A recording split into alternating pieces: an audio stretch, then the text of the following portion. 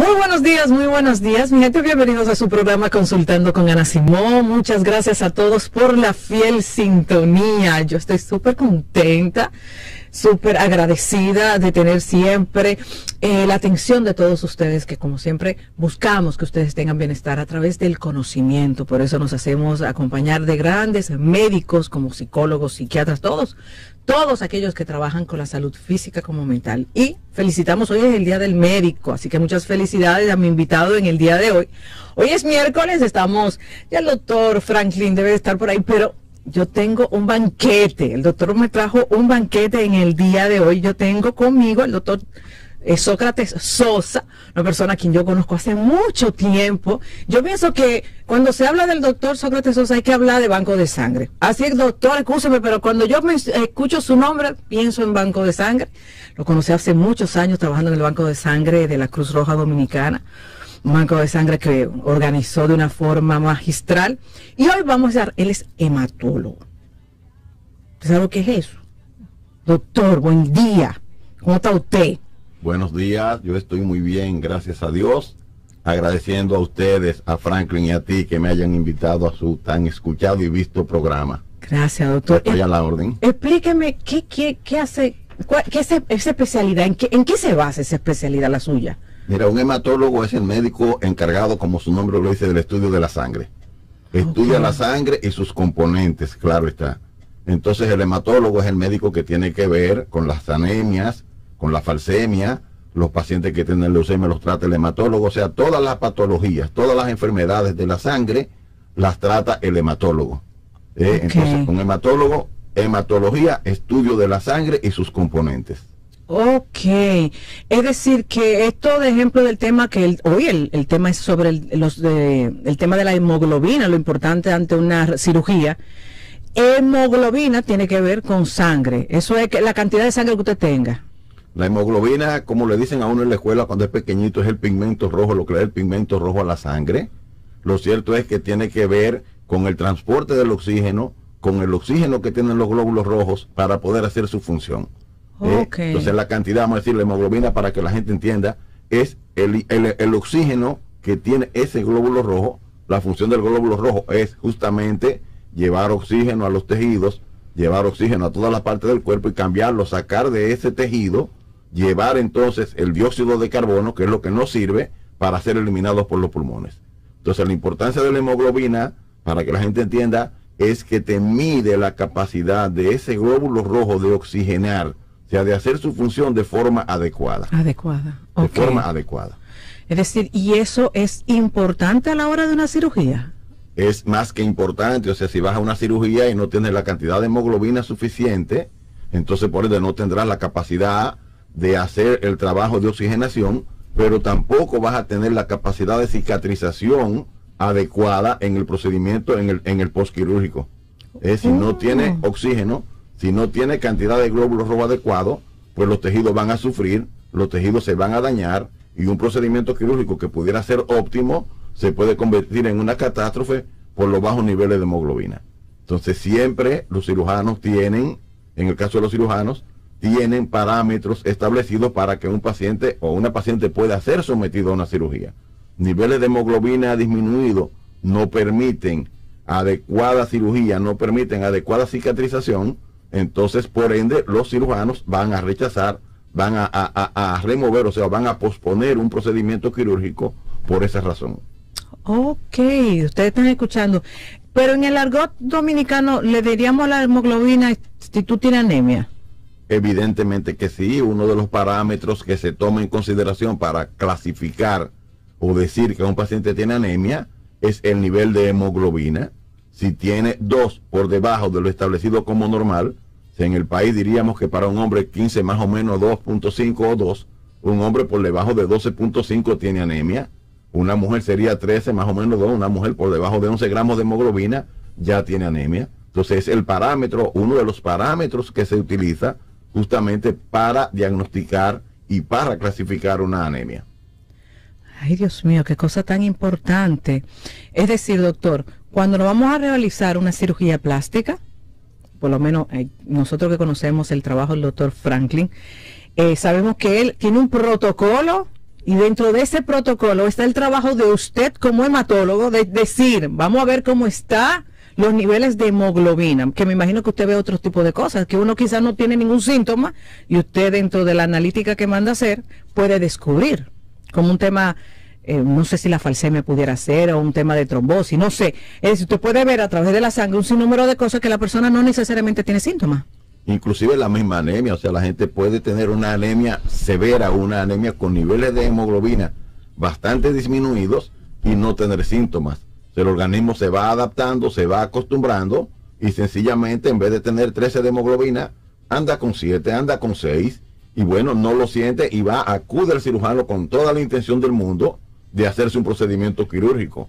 Cuando el cirujano entonces ve, entonces encuentra que esos niveles de hemoglobina están a esos niveles críticos, diríamos, entonces el cirujano procede a referir a la paciente al hematólogo, ya sea primero para ver cuál es la causa de la anemia, porque el problema de la anemia no es tratar la anemia como tal, o sea, no es como coger una pila de cemento y tapar un hoyo, no. Lo primero que hay que hacer es determinar por qué tiene anemia el paciente o la paciente, para entonces después proceder a hacer un tratamiento adecuado para corregir ese cuadro anémico.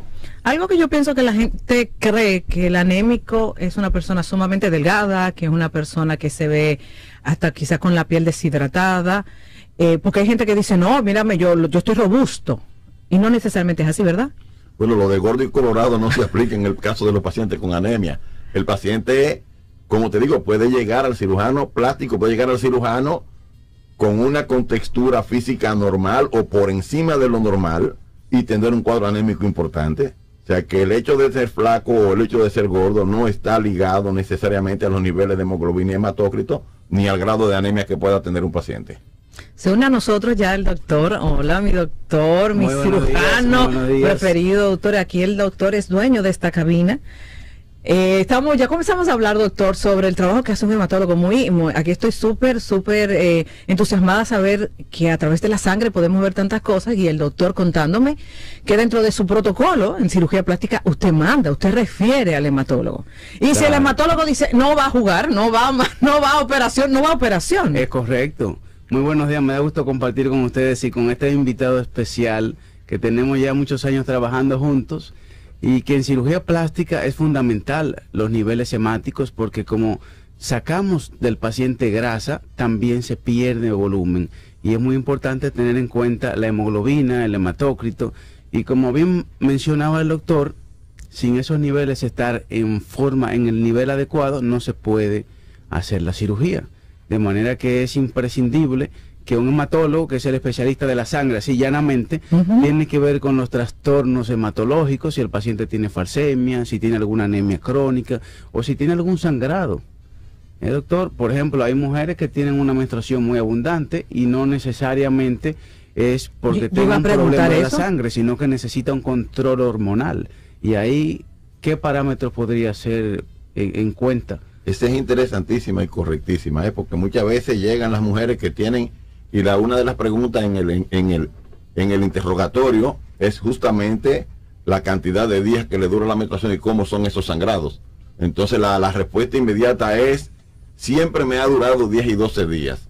Pero eso no es normal, o sea, el hecho de que siempre te haya durado 10 y 12 días no quiere decir que esa sea la cantidad correcta de sangrado ni la cantidad de días. Y encontramos en el día a día pacientes con esos sangrados menstruales, con esos trastornos, vamos a decir, de la menstruación, a la que se le diagnostica enfermedades como la enfermedad de von Willebrand, que es una enfermedad en la que hay un déficit de uno de los factores de la coagulación, que puede el déficit no ser tan severo, pero puede estar ahí subyacente, un déficit leve, un déficit moderado, y como única manifestación tiene el sangrado prolongado, el sangrado anormal en los periodos menstruales. Entonces, esa simple pregunta en el interrogatorio llama la atención del hematólogo, llama la atención del cirujano. Nos vamos más allá que en un simple hemograma, que es donde tiene las plaquetas, nos vamos más allá que en un tiempo de protrombina o un tiempo de tromboplastina, que te miden la coagulación en sentido general, y vamos a buscar entonces ese factor. Dice, mira, tiene un déficit del factor de von Willebrand o tiene un déficit de uno de los otros factores de coagulación. Y eso ya hace que se tomen, no es que no se pueda hacer la cirugía, pero se toman las previsiones se hace la medicación adecuada para que esa paciente pueda ir a un procedimiento quirúrgico de forma segura, que es lo que se busca. Claro, hay veces que preferimos que la paciente se haga la operación entre una menstruación y otra, que no coincida con el periodo menstrual, precisamente por lo mismo. Tiene un hemograma sobre 12, pero le llega la menstruación el día después de la cirugía, y entonces la hemoglobina desciende mucho y podría luego necesitar un tratamiento más agudo o quizás alguna transfusión. En ese caso, ¿qué usted recomienda? Una cirugía, supongo que depende de qué tipo de cirugía. Si se puede o no hacer con la menstruación, o es preferible hacerlo antes, qué tiempo antes o qué tiempo después. Mira, es correctísimo. Entre un periodo menstrual y otro es el tiempo ideal. O sea, no hacer el procedimiento para que te coincida la recuperación o la parte aguda con el periodo menstrual instalado.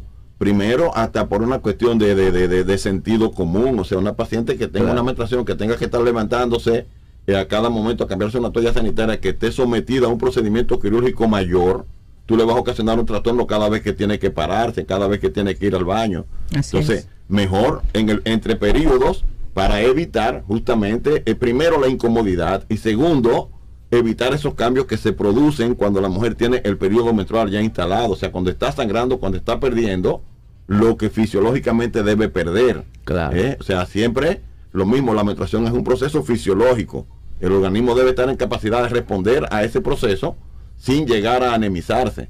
Pero tantas veces ocurre lo mismo, aunado esto a una mala alimentación. Y cuando digo mala alimentación, yo digo, usted come, sí, como arroz, habichuela y carne. Yo le digo a la gente, hay que comer carne, habichuela y arroz. O sea, una porción grande de carne, una porción media de habichuelas o cereales y un poquitito de arroz. O sea, esa es la alimentación. Pero entonces eso es alimentación. Entonces no es lo mismo comer que alimentarse.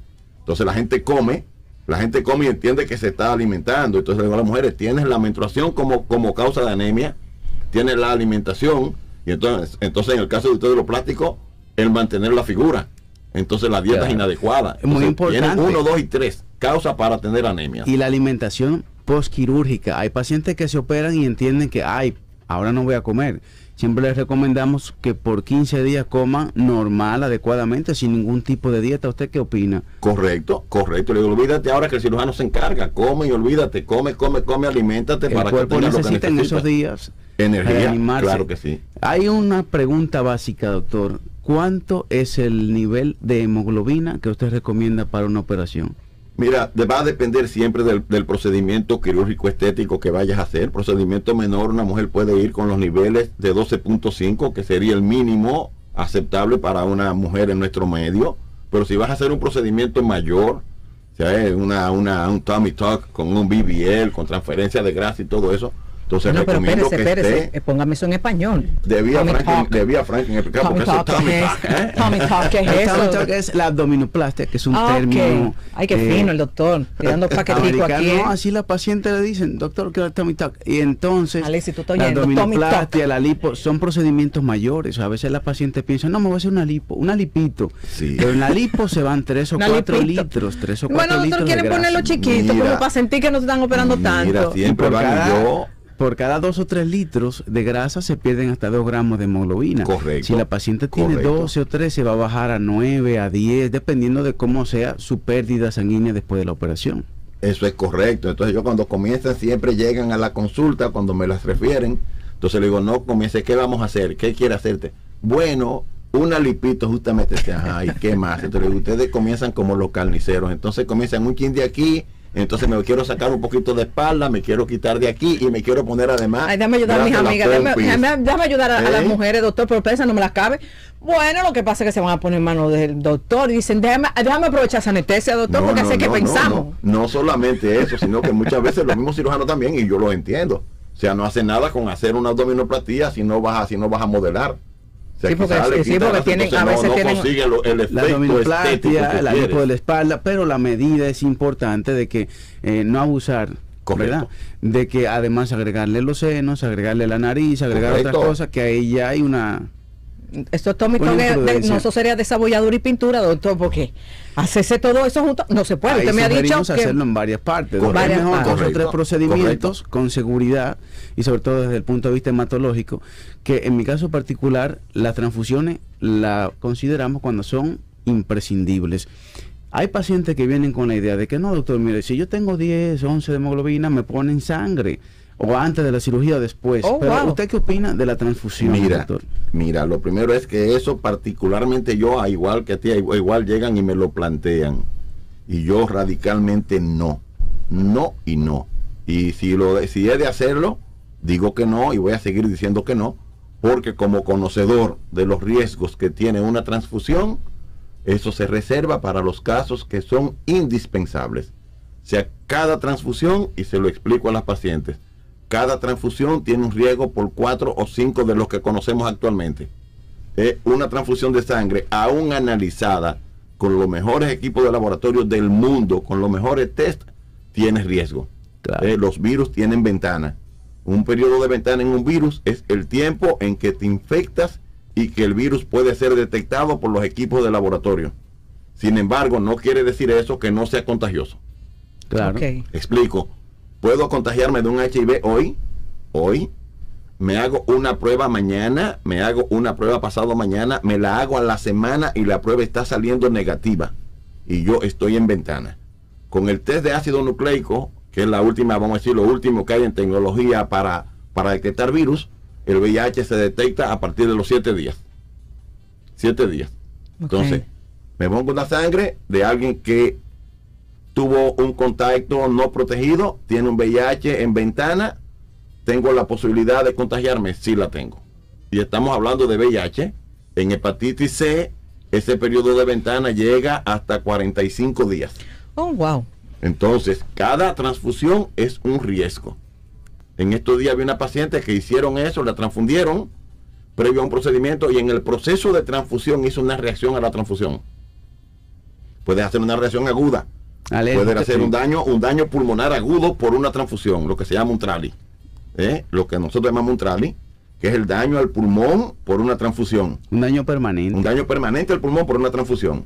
Entonces, ese riesgo, digo, lo corremos después del procedimiento. Bueno, sangró un poquito más de lo normal, está descompensada, entonces, bueno, hay que transfundir. Es diferente a que yo llegue por mis pies a someterme a un procedimiento quirúrgico que me pongan 2 unidades de sangre, claro, y que a los 45 días, cuando me vaya a Estados Unidos, me vaya a Europa, entonces se ponga amarilla como un canario porque tiene una hepatitis, y allá entonces le digan a él que tienes una hepatitis. Entonces cuando digan, se transfundió, ¿dónde? En República Dominicana. Así es. ¿Qué va a pasar? Que todos vamos a estar en la palestra pública por las transfusiones. Entonces, por lo que hay, por lo que se está haciendo. Entonces yo no lo hago. Por demás también, ¿cuál es la calidad de todos esos establecimientos que andan por ahí que dicen ser bancos de sangre? ¿Cuál es la calidad? ¿De dónde están obteniendo esos donantes? Porque tenemos un país, y bueno, como decían ahorita, no me puedo desligar del mundo de los bancos de sangre.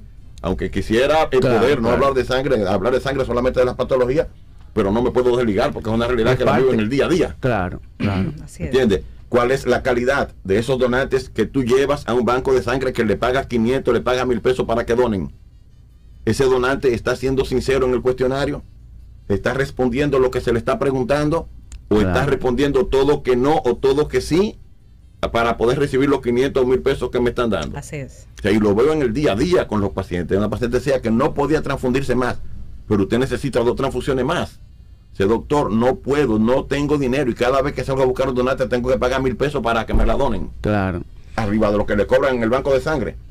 Wow. Entonces, para una cirugía estética, no consideramos digo no y no. Las reservas.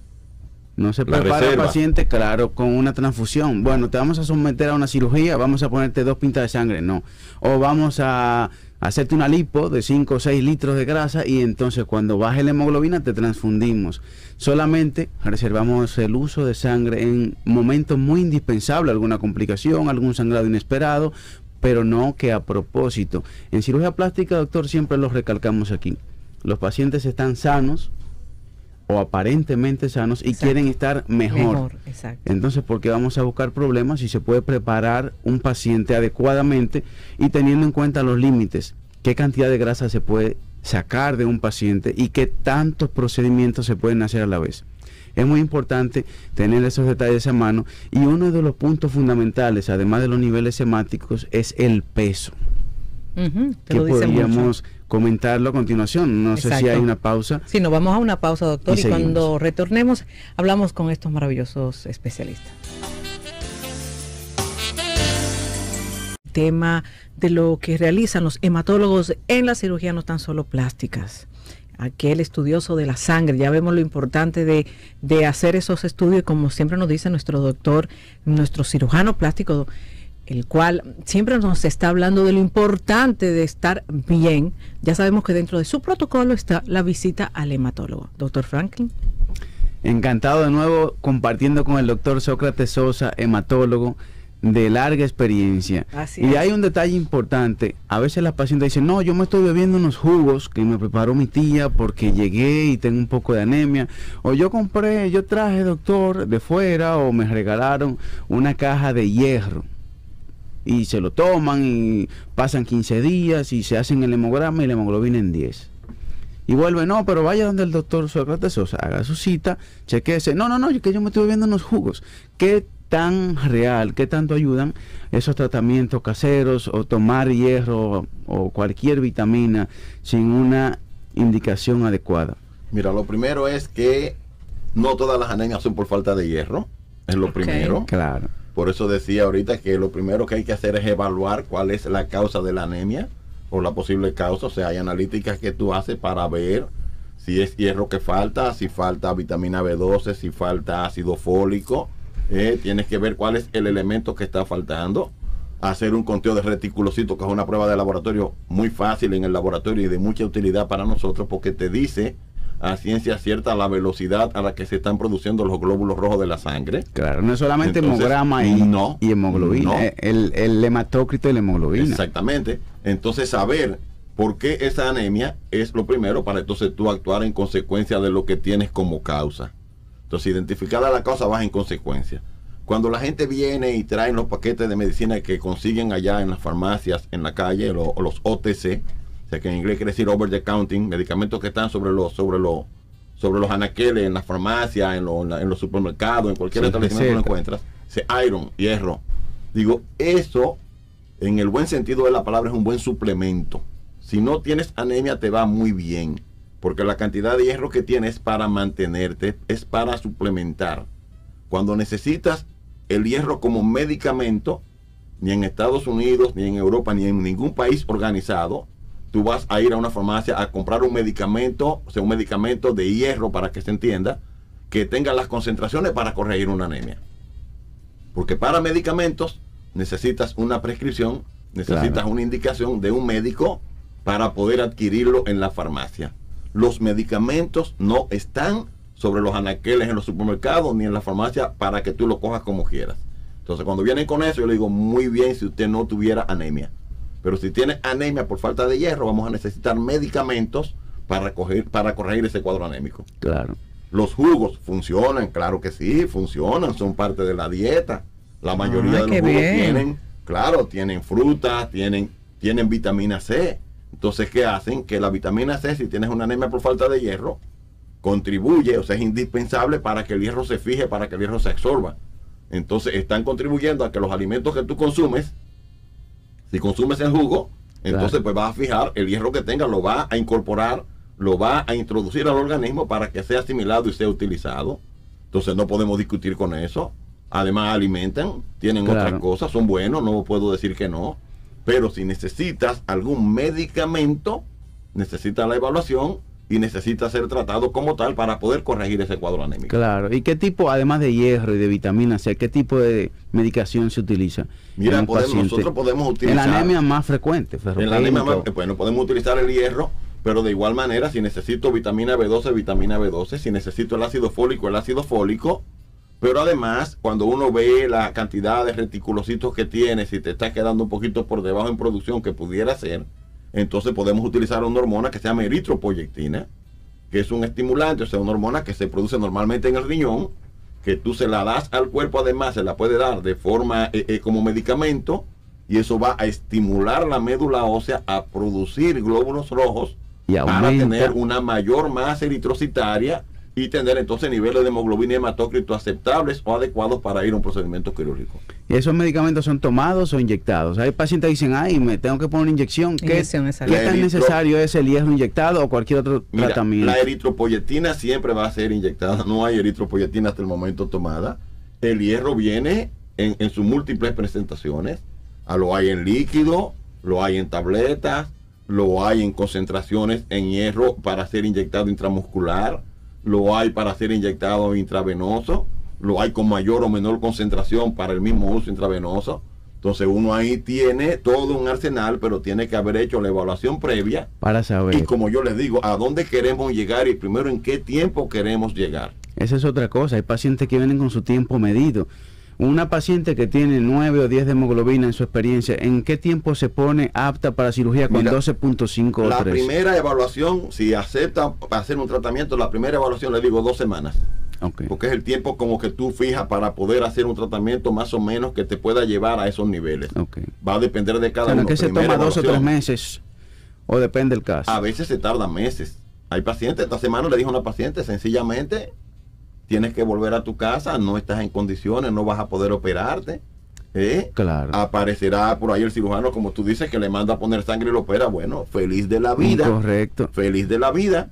Al final vamos a pagar todos. Al Exacto. final, cuando aparezca una hepatitis en Estados Unidos, por una ¿dónde se confundió? nos van a Lo mejor sería que ese todos. paciente se tome un tiempo, haga su tratamiento, dos o 3 meses, a los 6 meses regrese y se hace con su tiempo y operación. regrese para hacer su procedimiento de forma adecuada. Yo tengo la experiencia de un pacientito mío falsémico que se fue a vivir a Miami, había sido transfundido múltiples veces y un día me llama la madre que mira que el niño tiene una cosa en la sangre. Dios, bueno, un paciente falsémico se ha transfundido múltiples ocasiones ya cuando tenía 16 o 17 años. Resulta que de una vez tú te vas a una hepatitis, un VIH, uno se va a lo que llama la atención. No, sencillamente el niño tenía un anticuerpo, o sea, algo en su organismo que estaba reaccionando con toda la sangre que se le ponían allá en Estados Unidos. O sea, hay personas, para que se entienda, que todos tenemos anticuerpos, pero hay anticuerpos que son muy específicos de algunos grupos de población solamente.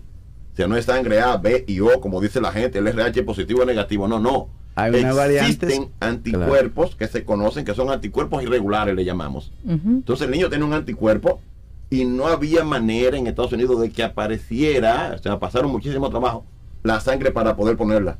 Y cuando ella después me explicó, no, espera madre, no, mira, no hay ningún problema, sencillamente en una de esas transfusiones apareció un donante que tenía ese anticuerpo y ahora él lo tiene.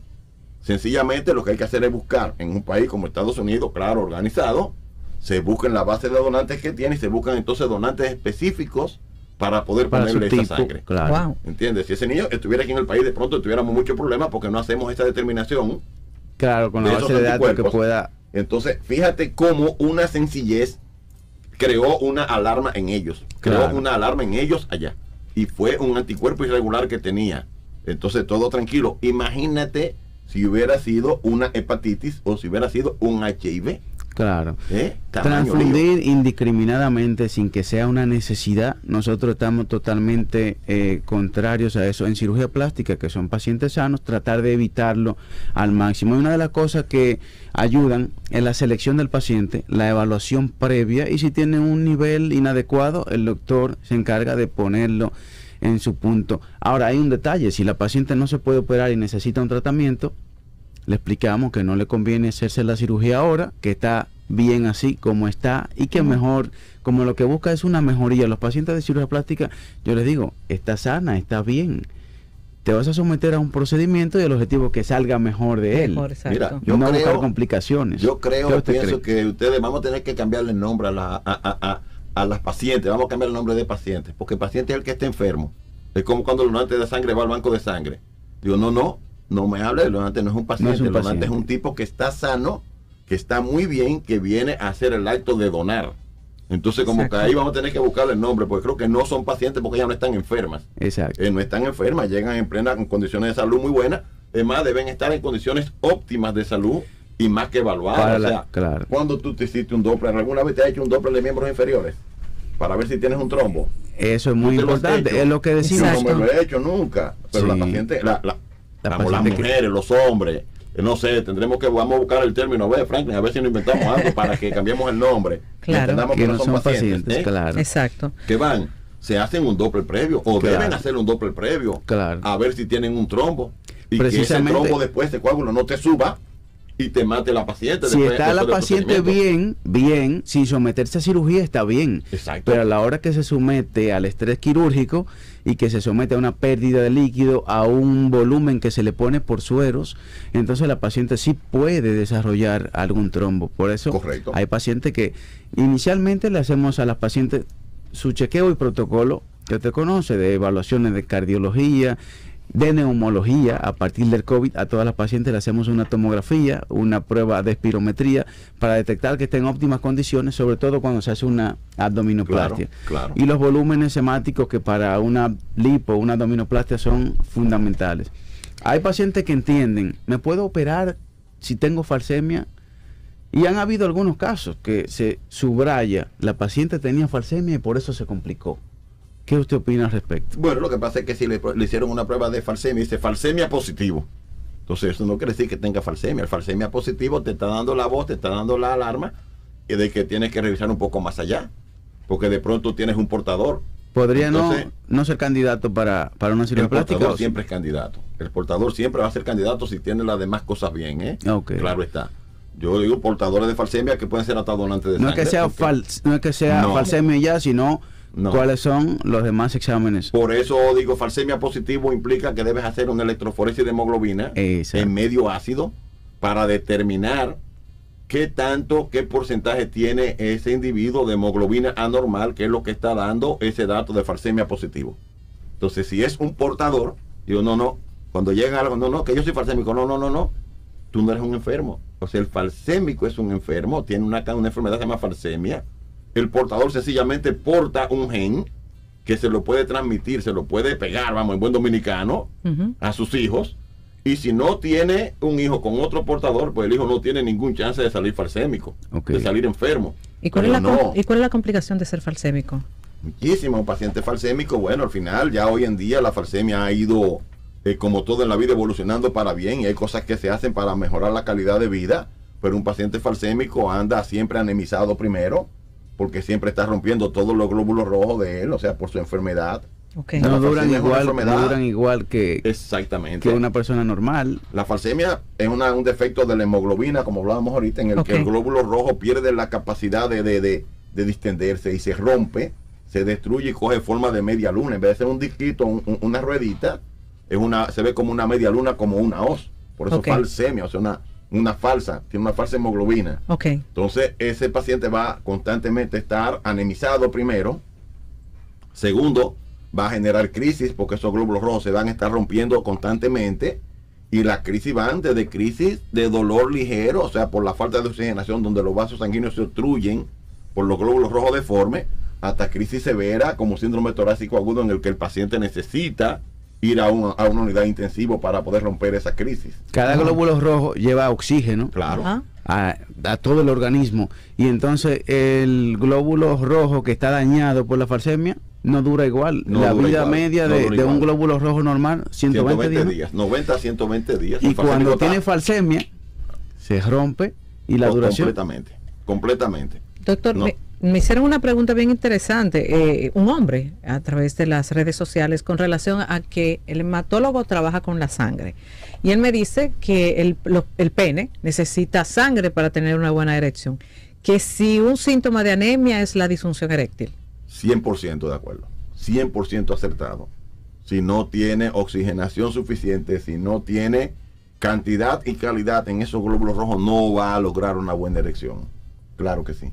Y pudiera ser una causa de visita al hematólogo, va a visitar al urólogo, va a visitar a todo el mundo, y al final, mira, es que lo que tienes es una anemia importante, y no solamente en la disfunción eréctil, sino también en la parte psicológica. O sea, tú con anemia lo que quieres llegar a tu casa a acostarte, tú no quieres ni que la mujer te ponga la mano. Entonces, claro que sí. Una debilidad generalizada, astenia, crónica. Mira qué interesante. Sueño. Claro que sí. Vamos a una pausa y cuando retornemos vamos a darle paso a sus llamadas, que yo sé que están desesperados por conversar con mi niña de 6 años. Esto para el doctor Sócrates, nuestro hematólogo. Mi niña de 6 años, desde que nació, siempre está con el lazo alto. No sé qué es eso, doctor.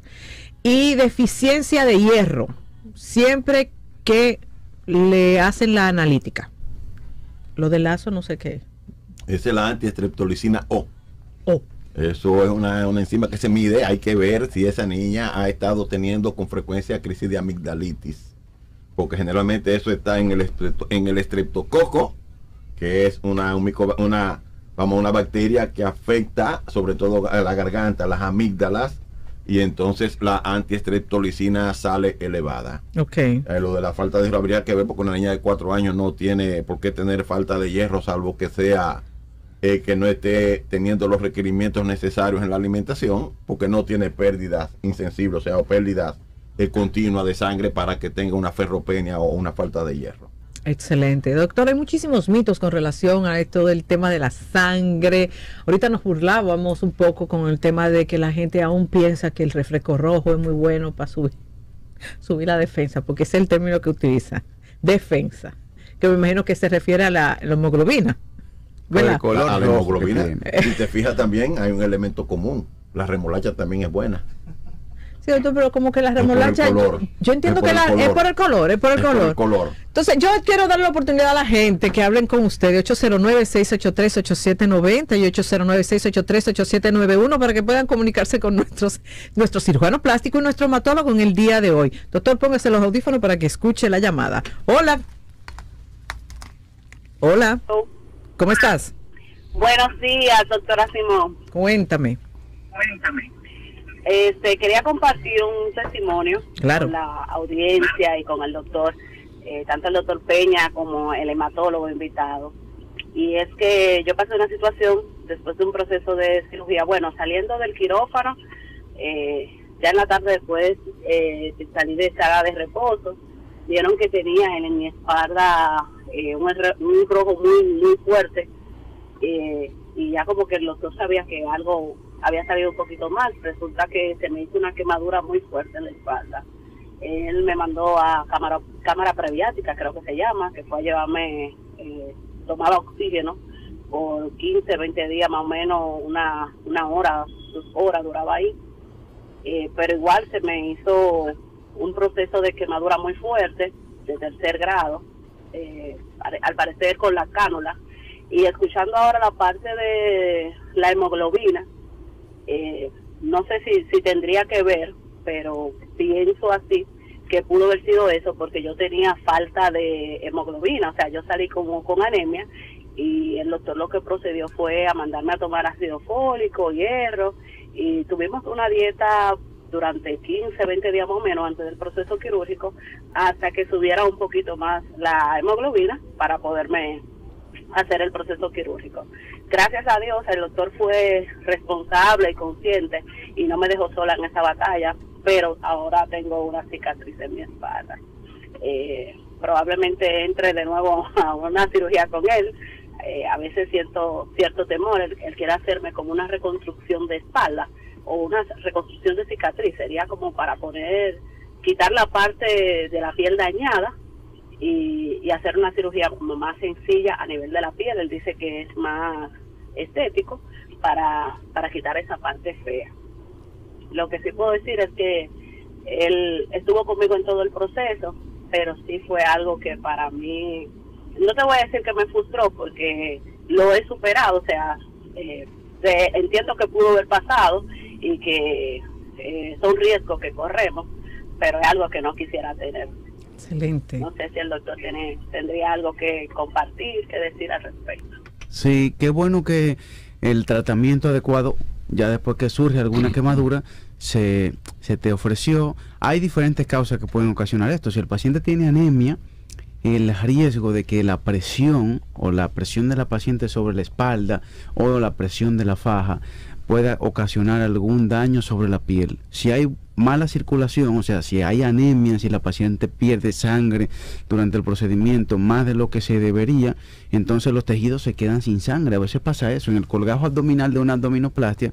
Si el paciente tiene mucha anemia, el hecho de que tenga 8 de hemoglobina o 7 podría acarrear no solamente cambios hemodinámicos, que le baje la presión o taquicardia, dolor de cabeza, sino que no le llega sangre adecuada a los bordes de la herida y por tanto se necrosa la piel, se daña la herida, se puede abrir y a veces se necesita estimular, como decía el doctor, con vitamina, hierro, eritropoyetina o hasta una transfusión en los casos más necesarios.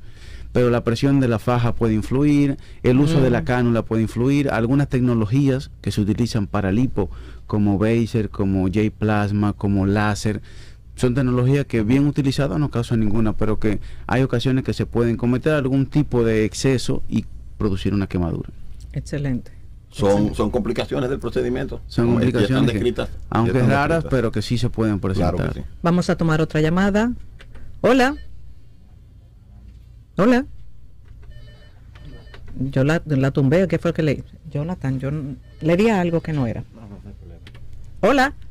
Buenos días. Buen día. Sí, para preguntar al dermatólogo, yo tengo problemas de anemia por asimilación de hierro. Entonces, cada vez que me indican el hierro, me molesta mucho en el estómago. He probado con varios hierros, me lo tomo acabando de comer o antes de comer y siempre tengo problemas en el estómago. A ver qué me puede decir. Gracias. Una indicación absoluta del uso de hierro parenteral, o sea, hierro ya sea endovenoso o sea intramuscular, es la intolerancia gástrica. Se está descrito así mismo, pacientes que no toleran las sales de hierro, que no la toleran, entonces necesariamente identificada la causa, identificadas las necesidades, hacer el cálculo correcto, el cálculo adecuado y colocarle el hierro de manera intramuscular o endovenosa para corregir el cuadro anémico. Ahí tengo una pregunta, doctor. Hay pacientes que se estreñen mucho, otros le dan diarrea. Entonces, en esos casos, con el hierro, ¿qué pueden hacer? Intolerancia gástrica, esto está clasificado intolerancia gástrica. Y del mismo gástrica, modo, endovenoso. Endovenoso o intramuscular. Hay pacientes que se quieren inyectar el hierro en cualquier sitio. ¿Dónde deben de administrarse un hierro endovenoso? Un hierro endovenoso en un establecimiento de salud. Siempre le digo porque es que el hierro endovenoso, bueno, ya gracias a Dios hoy en día las cosas caminan.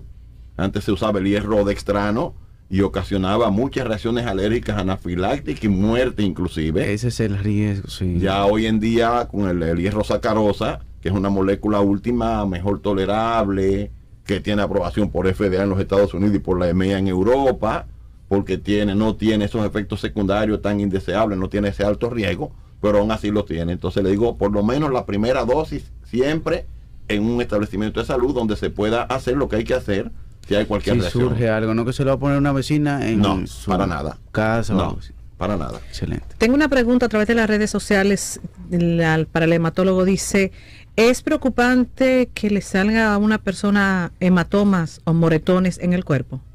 Siempre es preocupante la aparición de hematomas porque son indicativos de que puede haber algún trastorno de coagulación, aunque en mujeres, cuando aparecen en las extremidades, en los brazos y las piernas, una pregunta indispensable en el cuestionario es si tiene asociación con la aparición del periodo menstrual. Porque en la mujer en la menstruación los vasos sanguíneos se hacen más turgentes, se hacen un poquito más, se llenan un poquito más, están plétoros y pueden hacer sangrados espontáneos a nivel de las extremidades o con trauma ligero.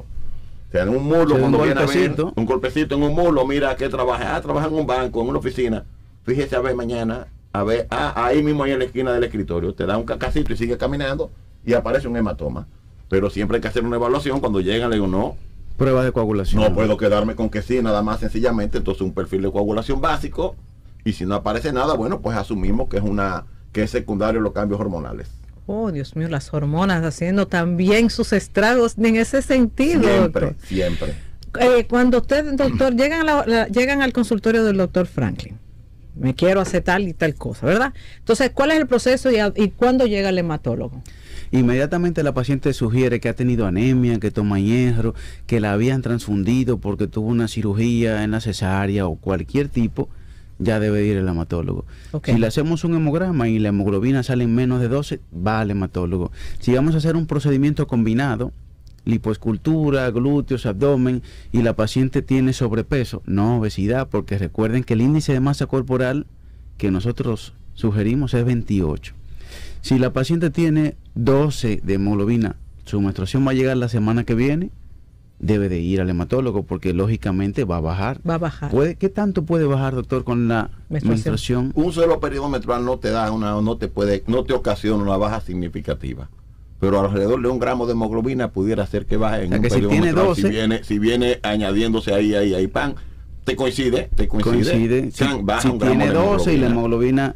tiene 12 de hemoglobina y su cirugía es mañana, entonces necesitamos, porque si la menstruación coincide, lógica, puede bajar. Y hay que reforzar un poco esos niveles hemáticos. Mira, en esto hay de todo, y Franklin lo ha visto, tiene que haberlo visto muchas veces, lo hemos visto en conjunto. Pacientes que vienen hasta con trastorno de la coagulación identificado en su país y vienen a operarse aquí. Te digo, pero ¿por qué? O sea, ¿qué pasó allá? Entonces yo sencillamente no. El médico de allá me dijo que sí, que yo me podía operar. Así mismo dice. Pero ¿y por qué no te lo da por escrito? Es muy cómodo decir, ve y opérate. Si hay cualquier eventualidad, y como allá en República Dominicana te metieron a esa cirugía con una hemofilia, con una enfermedad de von Willebrand, con esa enfermedad, con ese trastorno plaquetario que tú tienes. Entonces, es muy fácil. El médico allá me dijo, primero, saber si fue verdad que el médico allá te dijo. Ay, sí, doctor. Eso Segundo, ¿por qué el médico allá no te lo dio por escrito para que él asuma su responsabilidad también? Porque yo le digo, mira, si tu médico de allá me manda una nota, tu hematólogo de allá, y yo verifico que es cierto, que es así, entonces mira, y el doctor Carl, qué sé yo, un hombre allá de un hospital cualquiera, dijo que yo sencillamente transcribo esto y le digo a Franklin, opérala. Pero si no, no. Dijo que sí. Pero si no, no. Porque no, es que en esto hay que estar con ojo avisor, porque todo el mundo quiere que te equivoques, todo el mundo quiere que algo salga mal, para decir, allá hicieron, allá hacen disparate, en Dominicana mira lo que hicieron. No. Entonces, aparte de como digo yo, de cobrar los chelitos, de ganarnos los chelitos con la paciente que viene, tenemos que cuidar el nombre y la reputación de los médicos dominicanos, y sobre todo ser responsable con la vida de los pacientes. Así es. Por encima de todo. Excelente, qué mejor forma de nosotros cerrar el día de hoy, esta primera hora, donde aprendimos muchísimo. Doctor, usted tiene que volver, usted es del equipo de Franklin, pero usted tiene que volver a hablarnos del tema, porque pidieron mucho el tema de la falsemia. Veo que hay mucho desconocimiento con relación a eso, y el trombosis y todas esas cosas. Mi querido doctor, despida su sesión usted mismo, venga. No, hágalo. Muchísimo gusto de tener al doctor Sócrates Sosa con nosotros, que nos apoya con el tratamiento y el seguimiento de cada paciente que requiere tratamiento de hematología. Siempre insistimos, doctor, que el que sabe, ¿verdad? La paciente me dice, doctor, pero indíqueme usted un hierro, ahí cualquiera que me suba la hemoglobina. Pero realmente el doctor tiene una experiencia y una formación que para yo ponerme a indicarle a un paciente un hierro y que pase un mes en tratamiento y que la hemoglobina siga igual, mejor que vaya donde el que sabe. Por eso siempre recomendamos los servicios del doctor Sócrates Sosa, que tiene su consultorio en el Centro de Ginecología y Obstetricia, y es muy fácil